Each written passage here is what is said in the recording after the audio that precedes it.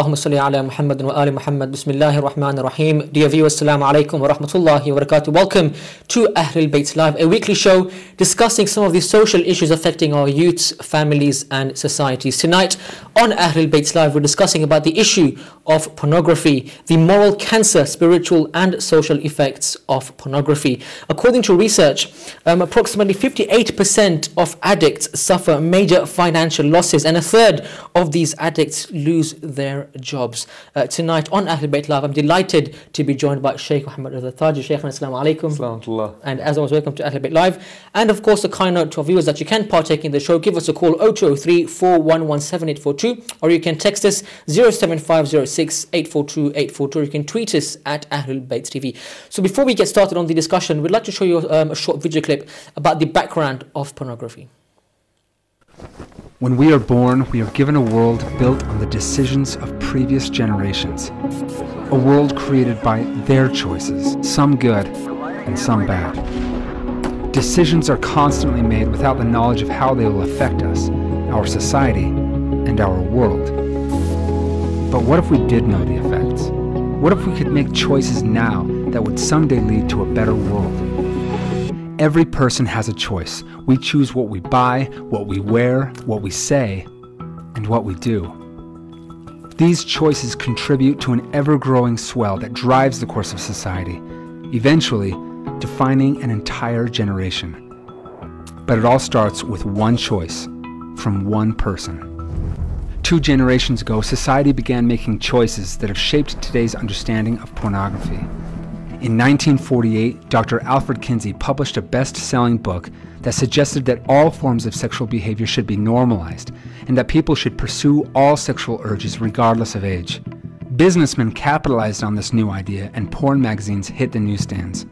Many became convinced that it was cool, harmless, and a gentleman's pursuit. Then, in 1993, came the internet. And like a tidal wave, pornography flooded the World Wide Web as a generation became consumed.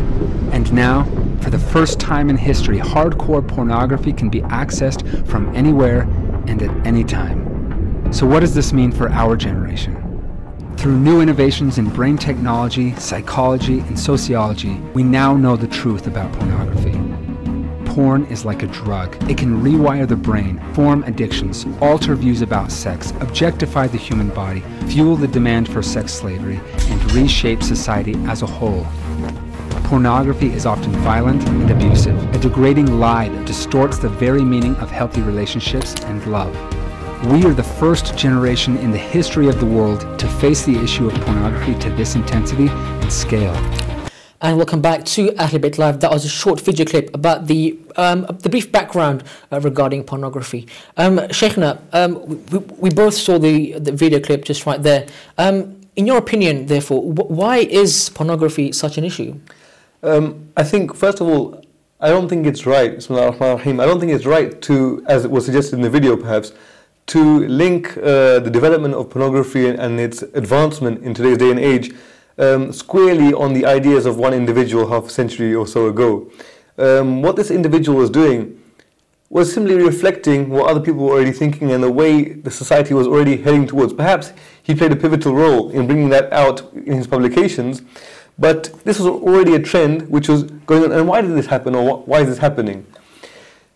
Recently we've seen in the modern era, if not the postmodern era, the concentration away from ideals which are lofty to ideals which are more transient, more worldly, more tangible, something I can see and do now, something I can feel, something I can touch, something I can hear, rather than principles and those kind of spiritual or higher, loftier ideals. Yeah. So when a person looks at someone, whereas in the past there was more a concentration on honor, chivalry, honesty, dignity, loyalty, those are higher, loftier characteristics being put to one side and concentrating on something which is more temporary, just like the world. When people move away from the akhirah and its principles towards worldly principles, looking at beauty and in that physical beauty. So whilst this trend is going on, people are realizing this, and we're talking about over the years, concentrating on that, because now I know people are not looking at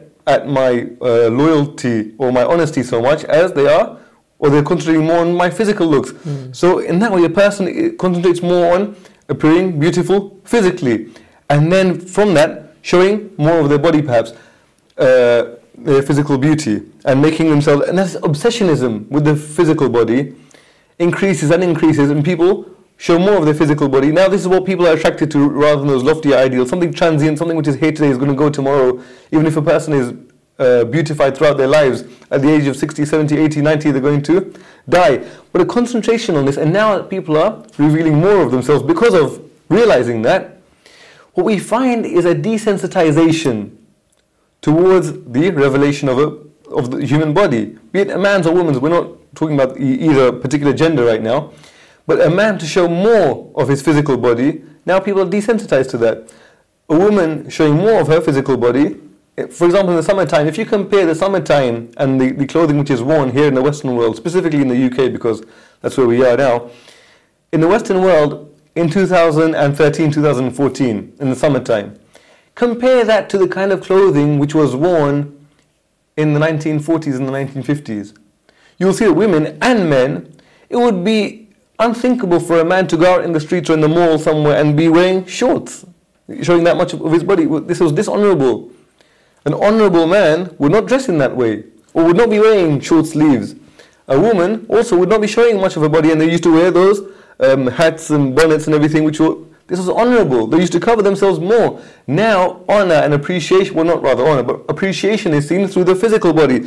So now this move towards showing more of the body, and obsessionism rather with the physical body rather than more loftier characteristics, is made us, well, not us, but made the society at large desensitized towards showing that. Now, moving on from there, what we saw now just a couple of years ago in the documentary, I'm not sure if you saw it, the British documentary with regards to integration of Muslims in the UK, etc. It was called Make Bradford British. The town Bradford is heavily populated with people of ethnic background from the subcontinent, Indian subcontinent. Make Bradford British. They had a veiled woman trying to show that she can integrate within the English society. She had to, as one of her tasks, go into the pub of a landlady, and so she was serving drinks. Not that we're condoning that, but after that, she was getting feedback from the attendees of that pub. What were they telling her? Why are you wearing this veil? Why are you wearing this long skirt? I'm sure you're very beautiful underneath. Why don't you take it off? Why is there? Is she hurting anyone by wearing this on her head, or by wearing a skirt, or a long skirt, or trousers, and they wanted her to wear a mini skirt? Why don't you wear a mini skirt instead? You can show your beautiful body. Why were they uncomfortable? Because now we've moved, being completely desensitized to people showing their body. When someone covers their body, not doing anyone else any harm, suddenly it's awkward. Suddenly they're uncomfortable with that. So the British society, and those, which was reflected by those pub attendees, was reflecting what was in the society, that they were uncomfortable with people covering. Well, she's not harming anyone. She's not doing it. But no, now we've moved. So from there, with this obsession of the human body, and now, whereas people had covered themselves to see some part of the woman's body or a man's body which was uncovering their arm or something, was seen as something arousing perhaps. Now we're desensitized to that. So now to arouse someone sexually or in that evil, lustful manner, they want to see more, and they want to see more. Now it's illegal to bare the full body in public. So now we have the advent, as we saw in the video, the advent of the internet, where anything you want to see is at the click of a button. And so we've reached to that level where complete desensitization of first moving towards, away from lofty characteristics towards physical, temporary characteristics, physical beauty.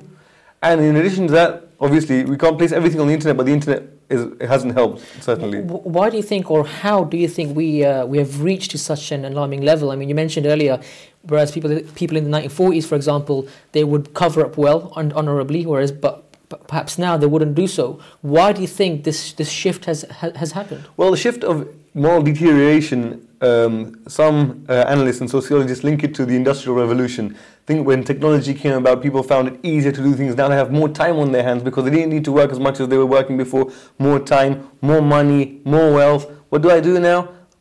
I use it where? So that's why wealth, Industrial Revolution is linked to the moral decline. Whether we can link it or not, whether that's a fair linkage or not, that's a different story, because just because a person is wealthy doesn't mean they're going to go towards evil. But as a society got more time on its hands, more wealth, they started using it where the human soul, the carnal desires, push it towards. And with that, the religion, Christianity, which was in the Western world at the time dominant, pushing you towards charity, towards giving away the wealth. My soul doesn't want to give away wealth. I want wealth. I want to use it where I can derive pleasure from that. Where do I derive now? So I start obsessing about the other gender's body, be it male or be it female for the women. And I want to see more. And I want to see more because I'm feeling my own desire. And there was no restrictions towards that because there's a movement towards freedom. We're rich, we're industrialized, we've colonized other countries, we can do this, we can do that. Let's keep going forward. As that aspect or that idea of, miscued idea of freedom, push the society, obviously by society I mean individuals in the society make up the society, push the society towards an appreciation of physical beauty and attending towards their own carnal desires rather than aiming for more loftier purposes. One can argue, though, or that what is the problem of viewing pornography or of behaving in such a manner if it doesn't cause you or me or anyone else or even the person himself any harm whatsoever? It's just like, let's say, drinking a fizzy drink, okay, to a child or to somebody, even to an adult, for example. A fizzy drink might be harmful. Whereas to me, that fizzy drink is just a fizzy drink. I enjoy drinking the drink. I'm not going to come in and punch you after drinking the fizzy drink, the soda, whatever it is. So to that person arguing this point, what would you say to him? You know, what we have to understand is when you ask that question, at the beginning of your question, you asked a big if. What if isn't doing any harm to anyone else? What if I don't mind whatever harm it's doing to me? What if? Well, you mentioned the statistics just before we saw that video of what impact pornography is having on the wider society. Remember, at every point, unless a person, an individual, goes and lives somewhere in the mountains where they don't converse or interact with anyone, whatever we say and do is going to impact the wider society. There's no way I can say I'm living in my own bubble unless I lock myself in my house and don't expect anyone to come in and I never go out. I'm going to interact with society, so whatever I do, however I act, whatever I say, whatever I look at, whatever I feel is going to impact on the society and vice versa. I'm going to be impacted upon and influenced by the society also. So it's incorrect for a person to say, what if the harm is only done to myself and I don't mind it being done? So we know, and even that, we'll move on to later on in the show perhaps, the spiritual detriment, the huge spiritual detriment that it causes for a person to indulge in these kind of activities, even and the role of the eye in the human body and what impact the eyes have. But we know, speaking on a social level, we already said one person cannot be isolated from the society. Whatever a person does impacts and ripples, if you like, in the wider society. Now, this person is indulging in this thing. So let's say they're not married yet. So I'm not married, so it's not affecting anyone else. Now they want to settle down and get married.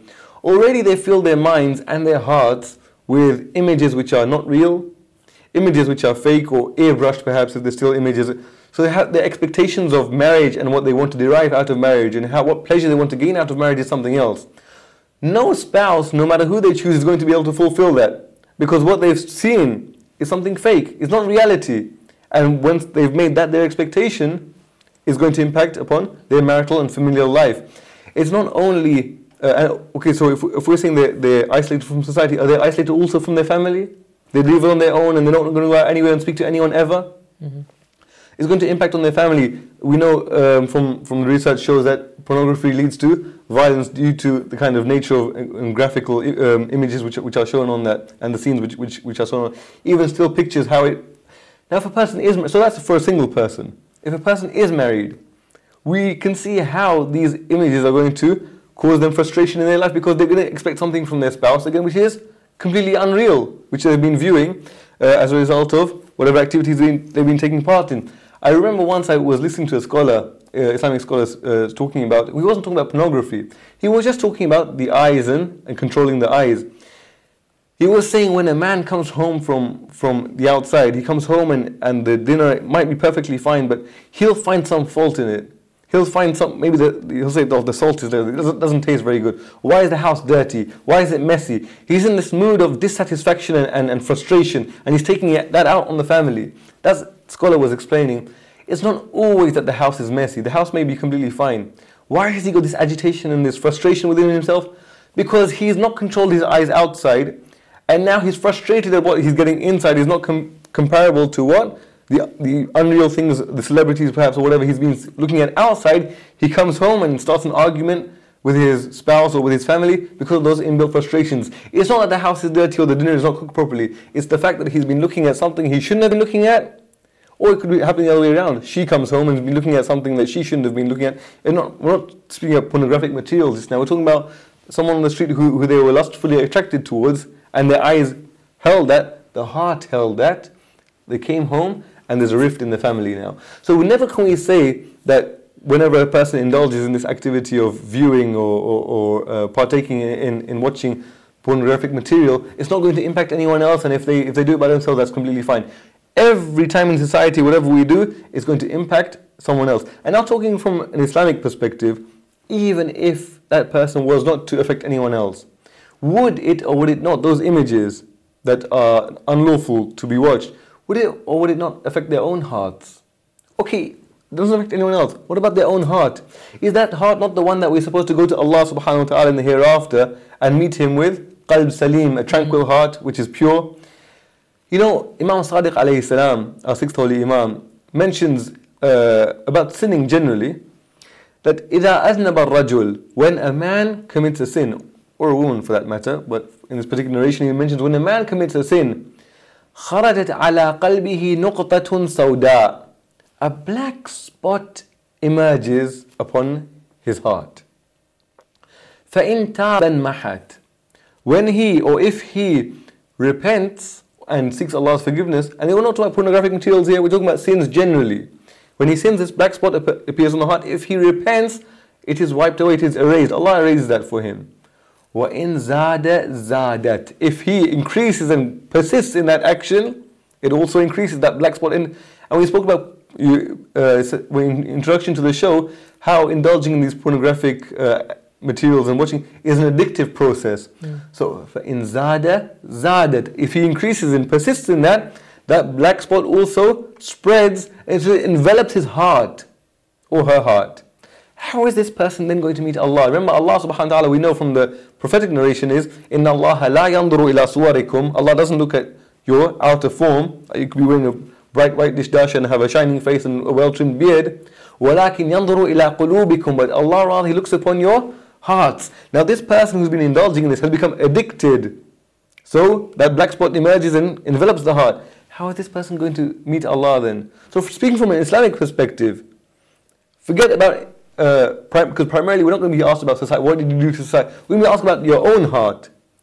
So from an Islamic perspective, first and foremost, it affects our own hearts. And we'll go in more of this on what the eyes do for the heart. We know the English proverb, the eyes are a window to the soul. Islam agrees with that in completely. And we'll go through the ahadith of Amir al-Mu'minin alayhi salam and the Holy Prophet and what they say about this. So imagine that person going to Allah with a blackened heart. What's his fate going to be in the hereafter? And secondarily is what we mentioned before, that we're never isolated from society. Whatever actions we do, I may think that I'm doing this within the confines of my home. There's never a point where I don't interact with society. So it's going to, and that's going to impact our behavior, which is going to impact the wider society. Sure. Okay. Of course, the lines are open for your phone calls, for your questions, for your comments regarding the topic at hand. Give us a call 0203 4117 842, or if you are calling from abroad, it's +44 203 4117 842, or you can text us 07506 842 842, or again, it's +44 7506 842 842. Why do you think pornography is an issue? How did we reach to such an alarming rate? What solutions can you perhaps recommend to our viewers and to all those watching right now regarding the issue at hand? We'd love to hear from you, inshallah. Okay, so when I read the definition of pornography, it says right here that pornography is a visual representation of sexuality which distorts an individual's concept of the nature of conjugal relations. This, in turn, alters both sexual attitudes and behavior. It is a major threat to marriage, to family, to children, and to individual happiness. So there are roughly 3 to 4 categories who are perhaps affected by this particular topic. So even right now, when you mentioned the question before, and you asked, even if they're not impacting anyone else, why can't they do it by themselves? It also affects the person's individual happiness, as you just mentioned. Because what we're seeing, or what people see when they indulge in these things, is if they're moving scenes, then they're actors. Yeah. And if it's still scenes, there's still an element of act. So it's all unreal. But in terms of individual happiness, all right? Suppose you have Exhibit A, a man who is like 27, 28. He's been looking for a spouse for a very long while now. He cannot find someone who can match his credentials, his or his family's. The man is in a pickle, you know, and he is depressed, and he needs something to satisfy himself with. I'm sure we're going to have the other guests joining us very soon, who will go into the psychological aspects of this and perhaps how to overcome it. We have from our Aimma alayhimus salam, we always recite it during marriage ceremonies, and it's poignant at this point to mention it. The Imam alayhi salam says about Allah, فَقَدْ كَانَ مِنْ فَضْلِ اللَّهِ عَلَى الْأَنَامِ. It is amongst the blessings of Allah upon mankind that what? أَنْ أَغْنَاهُمْ بِالْحَلَالِ عَنِ الْحَرَامِ. That He has given them a lawful avenue to pursue, which makes them independent and needless of the unlawful. So Allah has provided that in marriage. That's why we mentioned that in marriage, that a person who, first of all, a person should seek marriage if they have these desires and marriage, and Allah has provided that for us. However, there are ways in which a person, once they realize what impact pornography and indulging in that has upon themselves, if it affects a person's happiness, you're saying he's depressed or she's depressed, then we get more depressed by indulging in this. Financial losses, you already mentioned, and later on in their marital life, if they indulge in this pre-marriage, is going to have a huge detrimental effect. We can go into some of the things how we can abstain from this, and if people are suffering from that action, how to, and obviously our guest who is going to join us will also go into these things. But Allah has given a halal avenue, and to say that a person is depressed, so that's why they're indulging in this, they're gonna end up more depressed as a result of indulging in these things. But what if by watching he's now happier and he's more satisfied as a result? You know, happiness and satisfaction for a person who thinks that they're happier is very short term and a very short sightedness to look at it that way. Okay, he's happier and he's satisfied now, and he switches it off. Now he needs it again because he's unhappy now. Because he realizes when he returns back to his life is so empty of a life partner. He doesn't have someone to share his emotions with. He doesn't have someone who he can be intimate with. He's been in front of a television screen or his phone. Now we have internet everywhere. So whatever he wants to indulge in is at his fingertips. Okay, as soon as he realizes that this is all behind the LCD screen, and now where's his happiness gone? He's even more depressed than he was before, or she for that matter. So, I mean, to think that a person would be happy by indulging in these kind of things is a very short-sighted kind of perception. Sure. Okay. Just like to read out some of the facts here regarding pornography, and of course we'll discuss this in greater length after the break. It says here that 56% of divorces involve at least one partner having an obsessive interest in pornographic websites. 40% of addicts' marriages end in divorce. Pornography use increases the marital infidelity rate by more than 300%. Wow, that is absolutely unbelievable. Pornography use increases marital infidelity rate by more than 300%. What a shocking statistic. And what's even worse now, as we saw at the end of the video, whereas before a person and younger children would not have had access to that, because when they go into the shops they would have to perhaps buy some literature to look at these images, and it would not be available to them. The person would ask for their ID or something. Now it's a person can be of any age, doesn't have to walk into any shops, doesn't even have to own a computer. Wherever they are, they don't have to be at home, they could be on the bus, they could be anywhere, and just at a touch of a few buttons could be on the LCD screen, and they could be indulging in whatever they want. So the access to it is opened up completely. Sure, wonderful. Okay, Sheikh, inshallah, we'll now go for a very short break, but once we're back, we'll carry on with the discussion. What does Islam say about pornography? What are the spiritual and the social effects of pornography? And parents and guardians, do you think parents and guardians have done enough to protect their children from this very fatal topic, from viewing pornography? So inshallah, we'll see you in roughly 2 or 3 minutes time. Keep watching. Assalamu alaikum wa rahmatullahi wa barakatuh.